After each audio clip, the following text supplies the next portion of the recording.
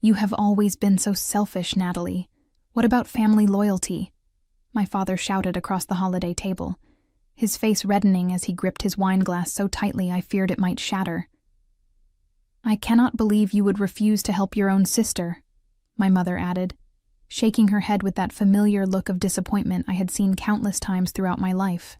I sat there, stunned into silence, as my carefully wrapped birthday gift, the one they had barely acknowledged minutes earlier, was snatched up by my father and tossed unceremoniously into the kitchen trash can. My name is Natalie Ruiz, and at 38 years old, I had spent my entire adult life being the responsible one. I put myself through college, diligently paid off every cent of my student loans 5 years ahead of schedule, and saved enough to purchase my modest home in Pittsburgh without a single dollar of family assistance. All while my younger sister Vanessa drifted between business ventures that inevitably collapsed due to her poor planning and financial management. The request from my parents had been breathtaking in its audacity.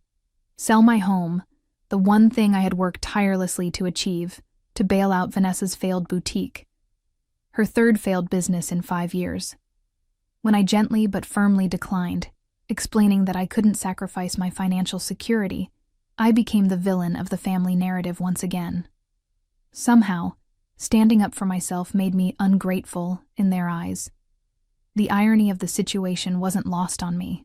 The mortgage papers for my parents' house bore my signature as guarantor, a fact they conveniently overlooked whenever they criticized my life choices. When their credit couldn't qualify for their dream home 7 years ago, I had stepped in without hesitation. No conditions, no complaints. Just what I thought family was supposed to do for each other. Looking across the table at Vanessa, I noticed she couldn't meet my eyes. Perhaps some part of her recognized the injustice of the situation, but she remained silent as our parents continued their barrage. The tension in the room was suffocating, weighing down on my shoulders like an invisible boulder. Years of similar moments flashed through my mind, always being expected to sacrifice while Vanessa was coddled, always being the emergency fund while she pursued her dreams without consequence. Something inside me shifted. The familiar urge to apologize, to acquiesce just to keep the peace, evaporated. In its place, a calm resolve took hold. I knew what I needed to do, what I should have done long ago. I excused myself quietly from the table, my chair scraping against the hardwood floor as I stood. "Where are you going?" my mother called after me, her tone suggesting I was committing yet another offense by leaving. "To my car," I replied simply. "I'll be right back." Growing up as the eldest daughter in the Ruiz family had always meant one thing: responsibility.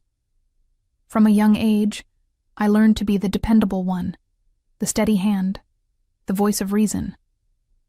While Vanessa was encouraged to follow her passions and express herself freely, I was subtly guided toward pragmatism and sacrifice. "You're the sensible one, Natalie," my mother would say, as if it were the highest compliment. What she really meant was that I could be counted on to clean up everyone else's messes. Our parents owned a small insurance agency in Pittsburgh that provided a comfortable living, but never quite enough to fund both Vanessa's expensive tastes and their own lifestyle. Somehow, the shortfall always became my problem to solve.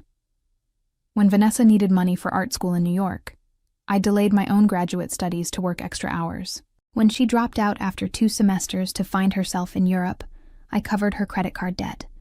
When our parents wanted to renovate their kitchen, I contributed a significant portion of my savings. The pattern continued into adulthood. While I built my career as a financial analyst at Gravora Group, carefully saving and investing, Vanessa bounced between creative endeavors that inevitably ended in financial disaster. First the photography studio, then the handcrafted jewelry line, and finally the boutique clothing store. All funded with family money and all mismanaged into oblivion. Yet somehow, in the family mythology, Vanessa was the brave dreamer, while I was just boring. Reliable Natalie with her spreadsheets and emergency fund. 7 years ago, when our parents decided to purchase their dream home, a sprawling Victorian in an upscale neighborhood they couldn't actually afford, They came to me with earnest expressions and familiar appeals to family loyalty. "The bank needs a guarantor," my father had explained, sliding the paperwork across my kitchen table. "Just a formality, really. We'll make every payment." I hesitated then, sensing the weight of the commitment, but ultimately signed. After all, they were my parents. They had raised me, supported me in their way, and they promised this would be the last time they needed my help. It wasn't. Each year brought new emergencies that required my financial intervention. Each time, I told myself it would be the final time. Each time, I was wrong. The breaking point came gradually, then suddenly, like bankruptcy, as Hemingway might say. Small resentments accumulated, the forgotten birthdays, the dismissive comments about my career, the way they celebrated Vanessa's smallest achievements while taking my stability for granted. But I never expected the holiday dinner to become the final straw.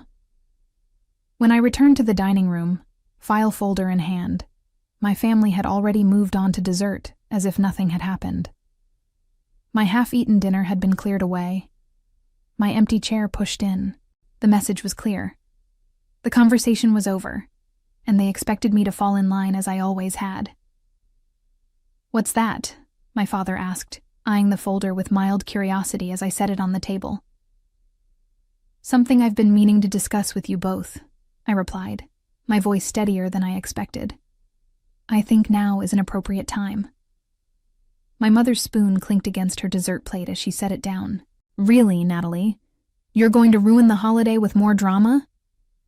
The audacity of her statement after what had just occurred almost made me laugh, but I maintained my composure. I had rehearsed this moment in my mind many times, never quite believing I would follow through. But throwing my birthday gift in the trash, that casual cruelty had crystallized something for me. "I'm not here to create drama," I said, sliding the folder toward my father. "I'm here to clarify our financial arrangements going forward." My father opened the folder with furrowed brows. Inside were 3 documents: the original mortgage agreement with my signature as guarantor, a notice of intent to transfer ownership, and a formal letter explaining my decision to step away from all financial responsibility for my family members. As he read, I could see the color drain from his face. My mother, sensing his distress, leaned over to read along, her expression morphing from annoyance to disbelief. "What is this?" she whispered, looking up at me with wide eyes.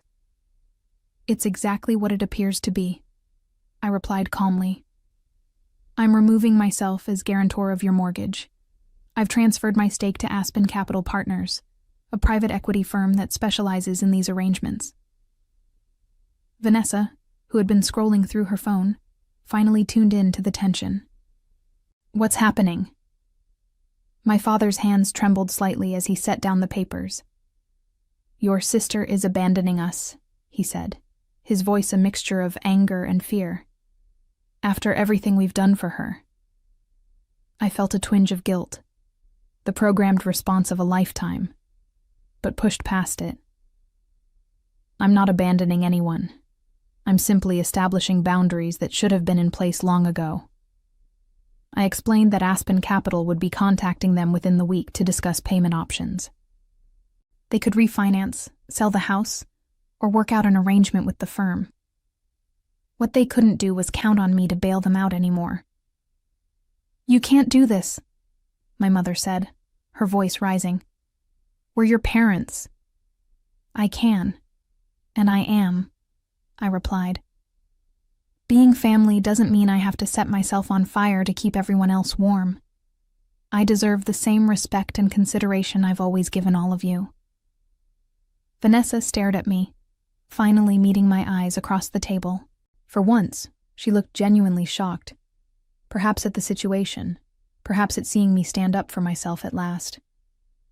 The days following the holiday dinner unfolded in a blur of accusations and desperate attempts to make me reconsider. My phone buzzed constantly with messages and voicemails, each more frantic than the last. "You've always been jealous of your sister," my mother claimed in one particularly hurtful message. This is just your way of punishing us all for loving her, too. My father took a different approach, alternating between rage and manipulation. After everything we sacrificed for you, he said during an unannounced visit to my office, his voice carrying across the open floor plan. This is how you repay us? I ushered him into a conference room, keenly aware of my colleagues' curious glances.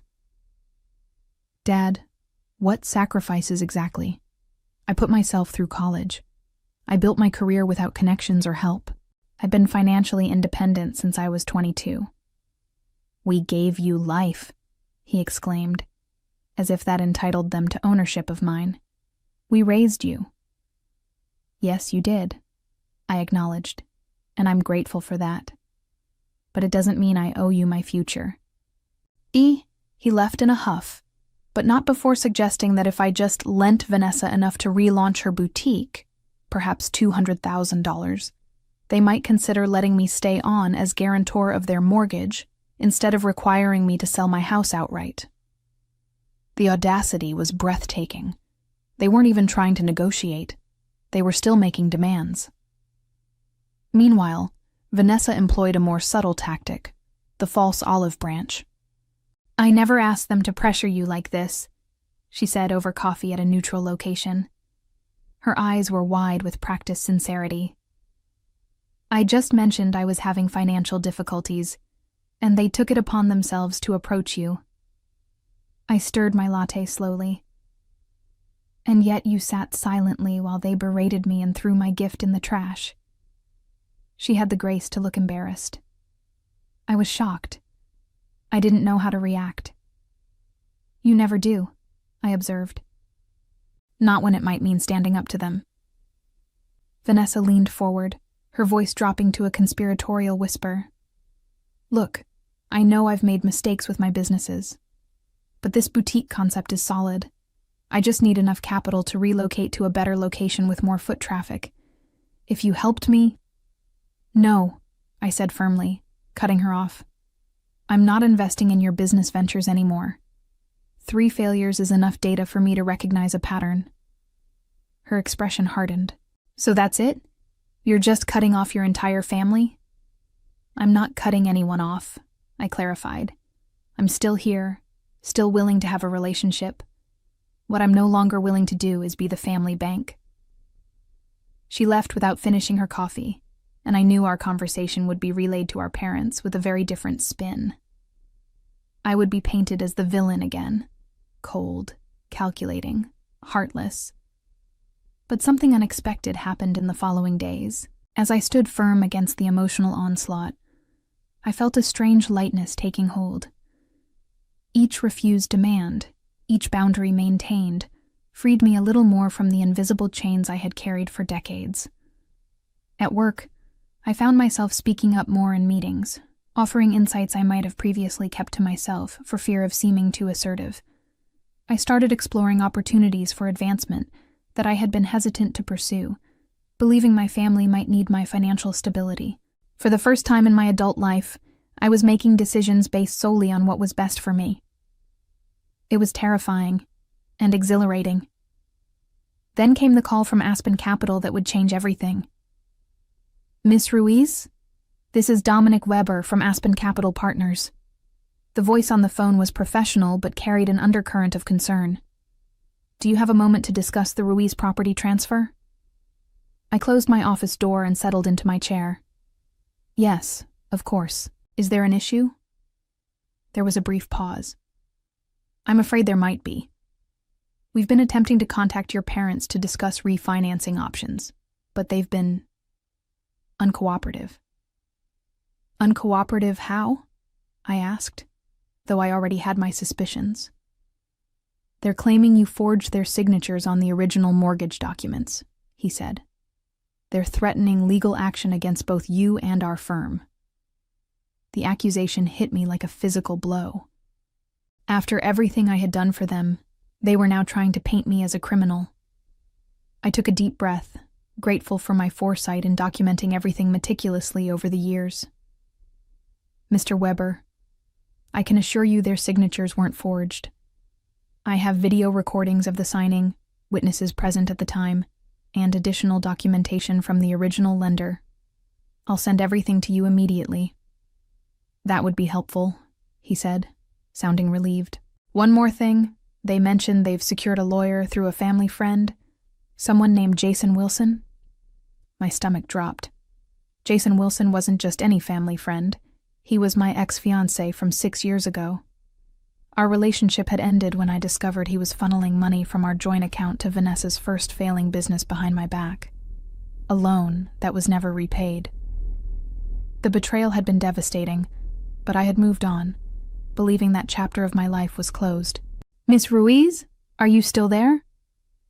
Yes, I said, my mind racing. Thank you for letting me know.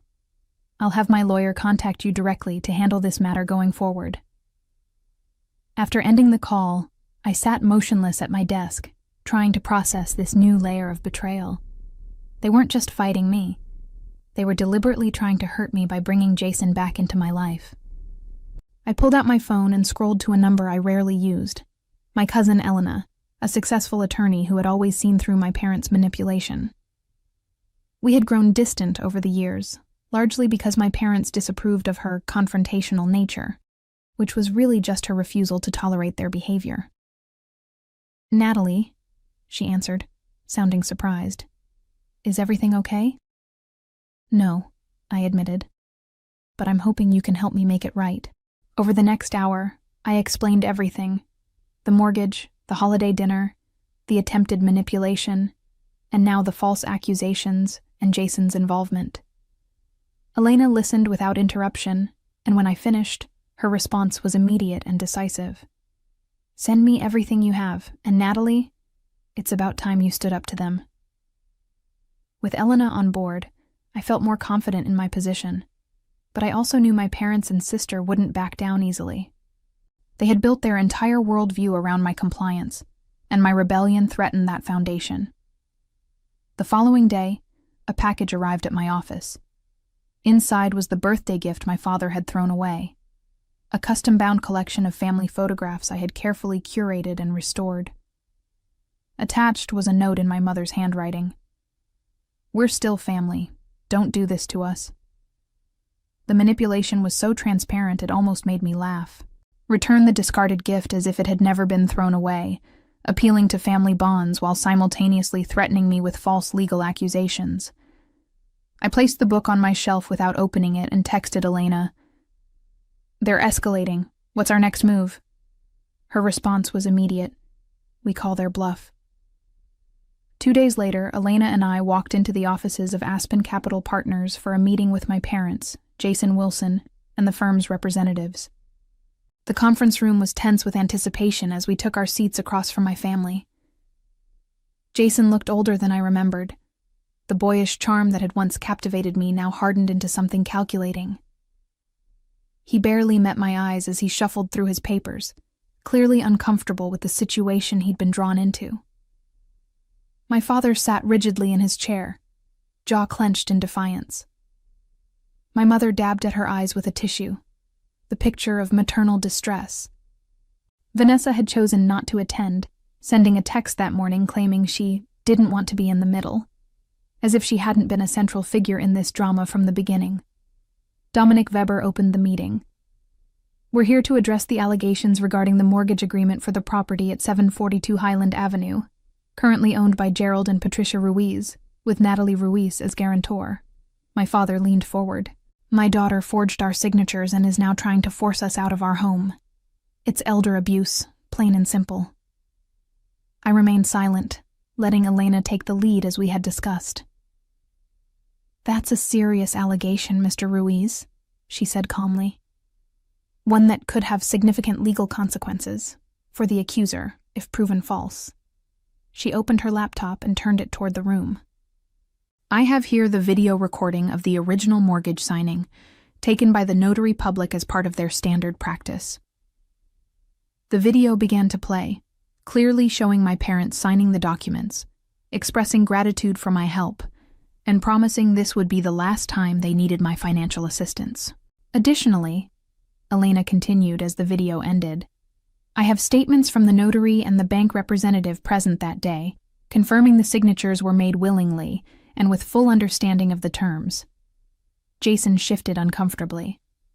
These could be doctored or taken out of context. They're certified copies, Mr. Wilson, Elena interrupted. And we have the originals secured with timestamps and authentication. But perhaps more relevant to your client's concerns is this. She slid a document across the table.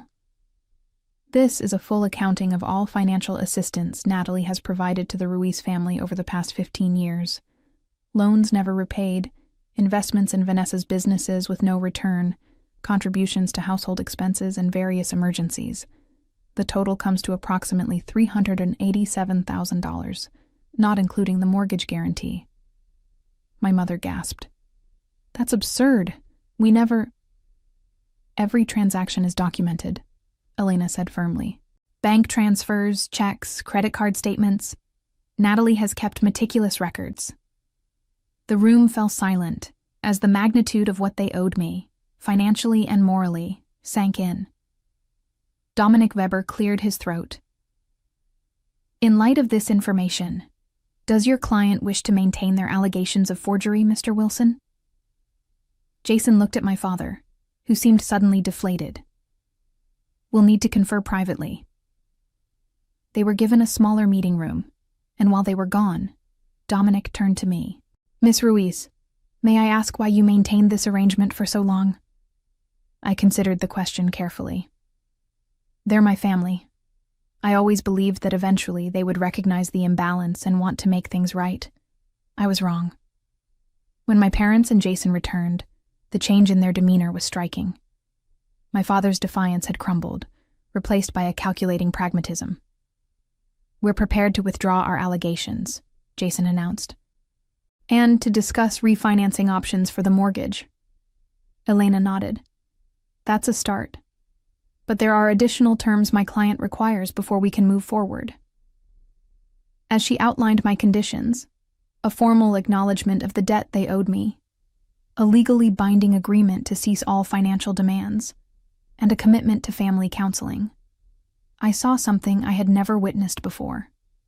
My parents listening, truly listening, to my needs. It wasn't quite victory, but it was the beginning of something new. 3 months after the meeting at Aspen Capital, I sat across from my family at a restaurant chosen for its neutral territory. This wasn't a celebration or a reconciliation. It was a reckoning. My parents had sold their dream house. The Victorian that had been the physical manifestation of their entitlement now belonged to another family. They had downsized to a comfortable condo that better suited their actual financial situation and used the remaining equity to partly address their debt to me. They looked different somehow, smaller, less imposing. My father's perpetual confidence had given way to a quiet sobriety. My mother's theatrical emotions had been replaced by a careful restraint. We've signed up for the financial counseling program, my father said, sliding a registration confirmation across the table. The first session is next week. I nodded, accepting the paper without comment. It was one of my non-negotiable conditions, that they learn to manage their finances responsibly rather than relying on others to bail them out. And we've been talking to Vanessa about her spending habits, my mother added. She's agreed to meet with the counselor too. Vanessa, who had been uncharacteristically quiet, looked up from her menu. I've taken a job at Gravenhurst Freight, she said. In their marketing department.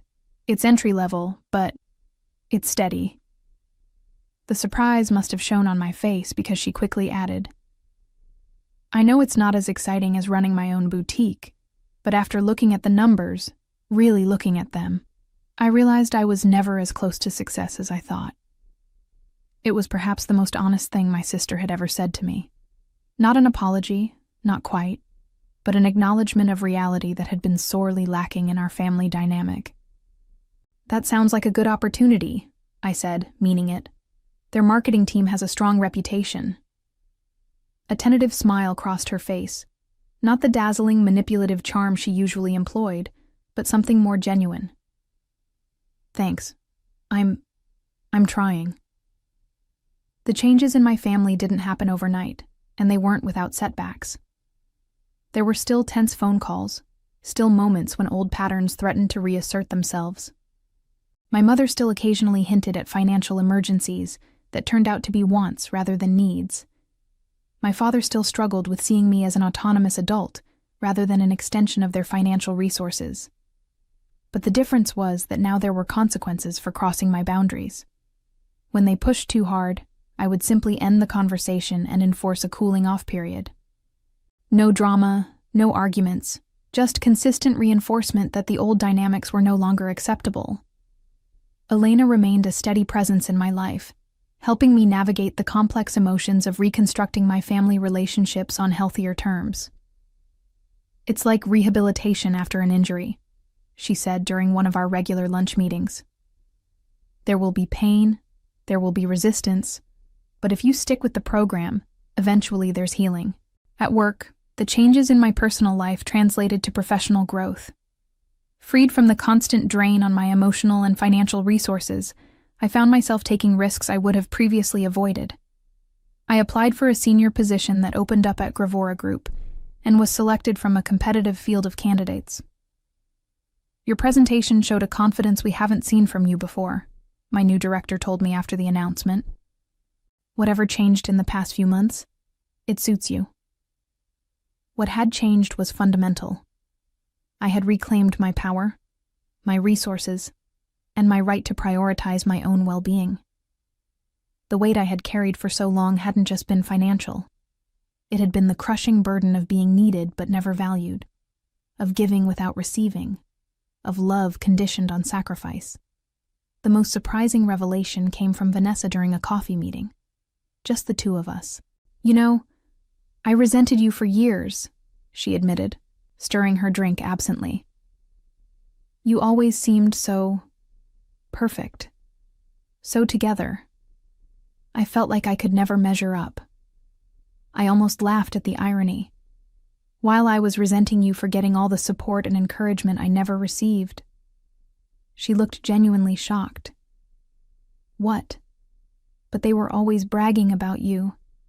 Their successful daughter with the corporate job and the nice house." "To others, maybe," I said. "Never to me." That conversation marked a turning point in our relationship. Not an instant transformation into the close sisters we had never been, but the beginning of an honest dialogue that held the potential for something authentic. As for my parents, they were learning, slowly, reluctantly, that respect was a prerequisite for a relationship with me, not an optional extra. The family counseling sessions were revealing patterns that had been invisible to all of us, generations of financial manipulation and emotional control that had been normalized through repetition. The journey toward healing was just beginning, but for the first time, I was facing my family as an equal, not a resource to be depleted, but a person worthy of consideration and respect. The mortgage that had once bound us in an unhealthy dynamic had ultimately forced a necessary reckoning. Sometimes it seemed the most profound revenge isn't in causing pain to those who hurt you, but in reclaiming what should have been yours all along: your autonomy, your dignity, and your right to define the terms of your relationships. As I drove home from our latest family meeting, I realized that the greatest victory wasn't in watching my parents downsize or seeing my sister take a conventional job. It was in the knowledge that regardless of what happened with them going forward, I was finally free. Free to build the life I wanted, on my terms, without guilt or obligation weighing me down. In seeking justice, I had found something far more valuable: peace.